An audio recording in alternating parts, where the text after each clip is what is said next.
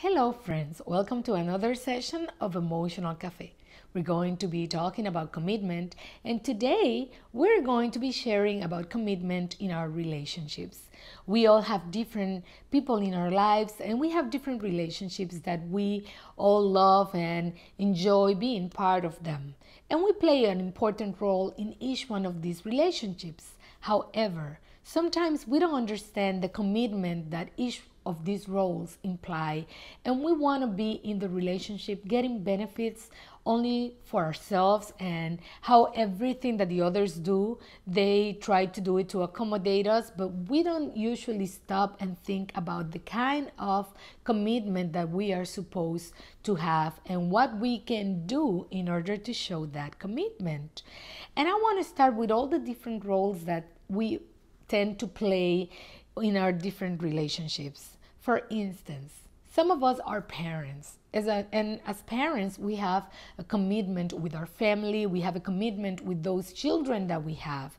Maybe we decided to have a family, or maybe simply accidentally we ended up having a family. It doesn't matter the reasons or how you ended up where you're at, but it is important that you understand that as a parent, your commitment is to help those kids, to help those children to grow up and get all their basic needs satisfied. That's your commitment, to be a good parent, to spend time with them, to nurture their love and their understanding, and to help them and guide them through life. That's what a parent is supposed to be doing. So if you're a parent, think about the commitment that you have with your family and your children. Another important role is when we have a relationship. Let's say that you have a spouse or a significant other. Maybe it's not that formal a relationship, but maybe you're just boyfriend, girlfriend. It doesn't matter. Once you are sharing your life with someone, you are committed to help that person become better, but not by imposing or pushing this person, but by showing her or showing him your love, your attention, showing them you care. What kind of details do you have? How are you going to maintain the relationship? What are you going to do today to make that relationship work and be better? We're always expecting the other person to be doing better and to do things for me and to make the relationship work. But what about us? And that's what relationship and commitment is about. It's your responsibility, it's your commitment to try to make it work every day and to incorporate those actions and those attitudes and those specific behaviors that you need in order to make it work and make it better today. That's your commitment when it comes to love relationship. Now, let's imagine our role as children. We are someone's daughter or someone's son.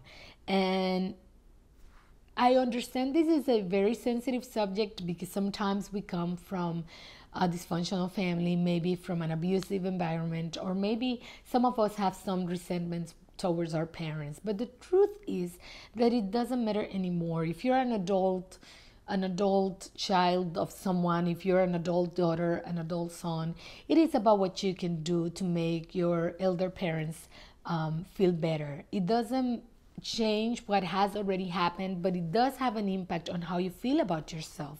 And by you acting differently and by you being committed to show your gratitude and to show that you care and to show that you're there, does make a difference in how we feel about ourselves. It's not about them anymore. They're gonna feel supported, they're gonna feel better, but it is about how we feel about ourselves, because at the end, what you're doing for them, showing your commitment, is actually going to have a huge contribution in your own life. We also are committed as friends. We have great friends, but sometimes we just lose ourselves in these friendships. We think friends are like an object that belongs to us, or that this friend has to be available whenever we call them. And the truth is that these are people and they have their lives and they have their needs. And it's not only about us. So we need to realize that our commitment is to also be there for them, to be supportive, to be able to assist them when they need us. It's not only about us, but it's also about them. Maybe we have to look at our roles as an employee. Maybe we're a member of a team. Maybe we have a company. Maybe we're just a simple worker working for someone else. We have a commitment that is important that we fulfill. We have an obligation. We have a specific task that we need to be responsible for. We need to be able to continue with our own professional learning. We need to be able to gain more knowledge on what we do, and especially we need to be able to do our very best at work. It's just amazing how we simply try to do the minimum effort and how we want to get paid and how we want to be able to maintain that job, but we don't want to do anything beyond what's expected from me. And I guess that's the most important point here, and it's to understand that being committed implies that we do a little bit more, that we run that extra mile in everything that we do. As a citizen, as a member of our community, as a citizen of a country, of the world, what are we doing to make it better? We love to criticize. We love to give our opinions. We love to go posting things on the medias about how things should be. But when we look at ourselves, we haven't done anything that makes any difference. And that's our responsibility. That's part of our commitment. What am I doing to make things better? What am I doing for things to change whenever I have the opportunity to do it? And I want to share with you a story that I learned about a pig and a hen. They were walking down the road, and the hen said to the pig, let's have a restaurant. Let's put a restaurant and let's do it together. And the pig said, I think that's a great idea. How are we going to call it? And then the hen says, how about ham and eggs? The pig stopped and thought for a little bit and said, I'll tell you what. I'll put a restaurant and you will have a participation on it. And the hen said, what do you mean? And he said, yeah, I'll be committed, but you simply will be involved. Why? Because the pig realized that ham will imply his own life. For the hen, the eggs only implied some level of participation. And it's the same thing with us. That's the question that I want to bring to you. Are you fully committed to your relationships, or are you simply involved? Being involved means that you expect others to do things to accommodate you, and yeah, every once in a while you can do something for them, but you're not fully committed. Being fully committed means that you run that extra mile to show you care, that you do more to show them you love them, that you do more to help them move forward in whatever is it that together you're deciding to do.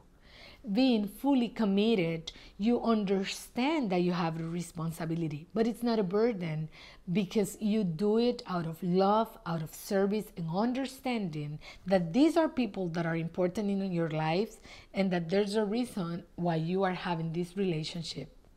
So, are you going to continue interacting with all these people in your life simply involved, or are you going to fully commit to doing whatever it takes to make those relationships work? Remember, it's not about them. It's not about you. It's about all of us. It's about everybody. And it's about making the relationship work.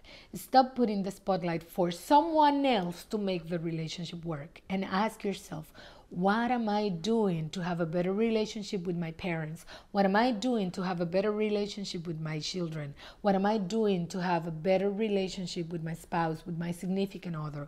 What am I doing to have a better relationship with my coworkers? What am I doing? Because at the end, my friends, it's all about what we do. And that's what's going to make a difference in how we feel about ourselves.